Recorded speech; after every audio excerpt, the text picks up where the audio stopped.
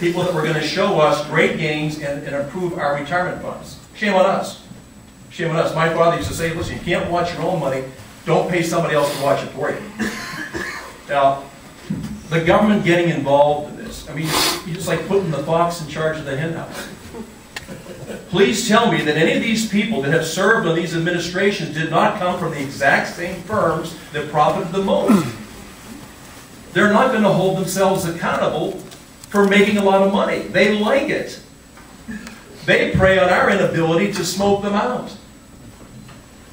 Now, we look at these things and say, well, why does government get the choice to pick and choose who the winners are, who the losers are? And I would submit to you that, please, it's your money, it's our money. Hold these people accountable for what they're supposed to do. Don't turn it over to them and then think that it's going to be safe, because we have years and years of history where it's not going to be safe.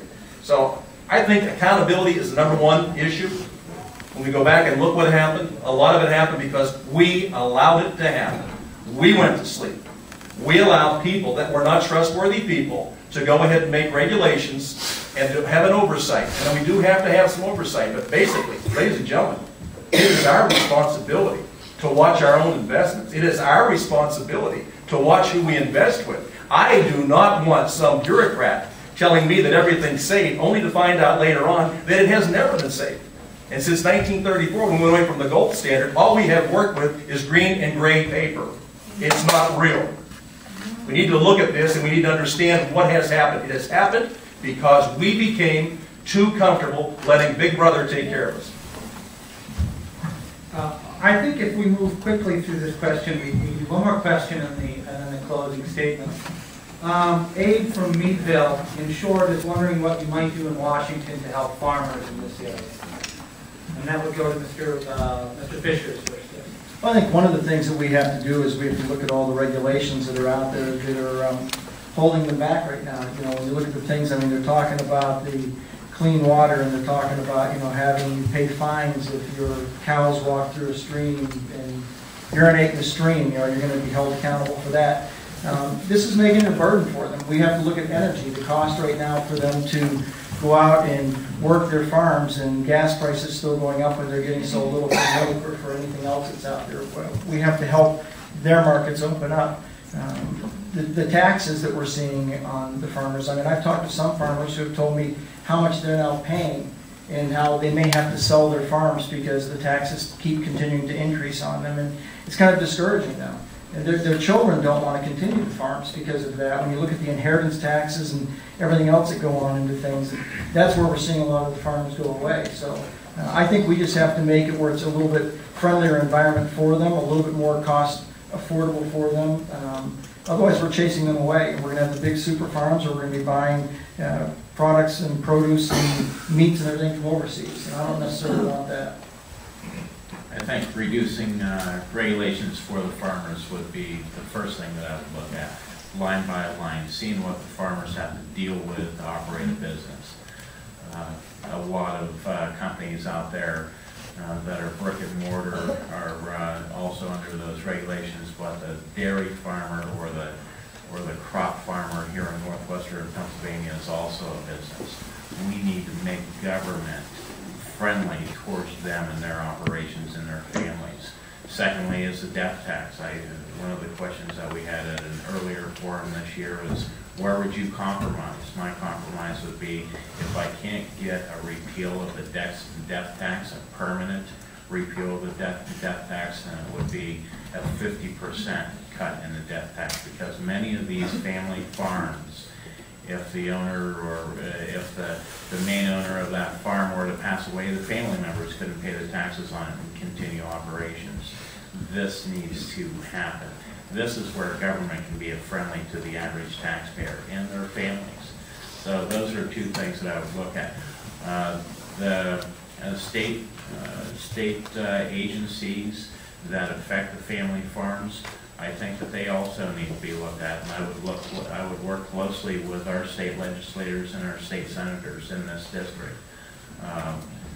State agencies are a hamper to a lot of businesses. There's a business that burnt down here on 19, put in the paperwork to expand their septic system. went to the state agency 3 or 4 weeks later to find out what was going on. The person that was in charge says, your paperwork's right here and it can stay here for 180 days. Slid up closer to him and says, and I can make it sit there for 180 days. That's wrong. We as taxpayers pay for that person's wage. They should be working for us, and if I knew who that person was, I would make sure that they didn't have that job anymore and let them go out onto the unemployment rolls.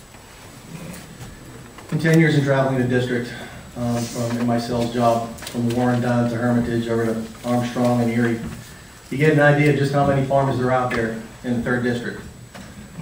A lot of small farms, dairy, cattle, sheep, crops. One of the things, a couple people came up to me at last one of my talks, and they were concerned about genetically modified organisms, right? What that's doing to people that want to maintain natural farming. They don't feel there's any protection for them. You know, when they go to plant their crop, and there's somebody using the GMO in the next field over, just by cross-pollination, it kills their crop, and that becomes a dominant strain, and that's farmers' concerns. We want to maintain that. Same thing with dairy farmers. We need to protect the farmers and be their voice, because they're our food supply. And a lot of our food comes from these small farmers, and I agree that we got to really worry about these family farms. If that tax cut, the death tax comes back, they have to sell the farm and get out because they can't afford the tax, you know, and pass it on to family and family. Small farms are going by the wayside, and we can't have that. So we need to take a look at those farmers that need our help and legislation, and they don't feel that their voice is being heard and what they're trying to do with these genetically modified organisms. We also have to ensure that they're able to keep the family farm without a burdensome death tax. I think this is representative of so many of the problems we see with legislation coming out of Washington, D.C. We need people at the table when we're talking, whether we're talking about agriculture policy, energy policy, or healthcare policy, that understands what they're talking about. For example, a couple of people on the agricultural committee who thinks an 82-pound cow is what the cow weighs. It's not how much milk it produces in a day. The fundamental problem is that we have people sitting at the table trying to drive agricultural policy that know absolutely nothing about what it is they're talking about. And I can tell you, the plan that I put forward addresses every one of the issues that we have to concern ourselves about if you are a farmer. Farming is a business, and it's a huge business. And there's several farmers in our region that milk 500 and 600 head of cattle, some of them up to 1,000 head of cattle. Right now, they're trading dollars. For every pound of milk they ship, it's costing them the same amount of money to produce. We need to reform the tax code, and that includes the inheritance tax. We need to make sure that these folks can invest their money and get rewarded for the investment and the risk that they're taking for buying a $140,000 piece of machinery. We need to remove the burdens and regulations, and I'm talking about the burdens and regulations that they struggle under when they're using pesticides, fertilizer, and manure. It's a travesty to take a look at what these folks have to contend with. And they need a good, stable energy price if they're going to survive long term. And that's what I keep talking about with this National Comprehensive Energy Policy. We need to make sure that we get this stability in their energy prices. It's not only a matter of economic security, it's a matter of national security if we don't get our energy problems solved and get on the road to energy independence. Unlike Paul, I grew up on a farm, worked a lot on the farm. Back my buddy Pat Coyle's up in the audience. We used to have to shoot groundhogs because it was a part of the run the tractors for that. But you know, I got to tell you, I don't farm for a living, and I don't really understand all the issues that farm people have and what they have in agriculture. But I would say this again. Remember what I said earlier? It's about the spending. The reason we have all these taxes and all this onerous cost of doing business is because we spend money like crazy, and we have to get it from somewhere. Now, is it fair? No, it's not fair. But the question never has been, is it fair?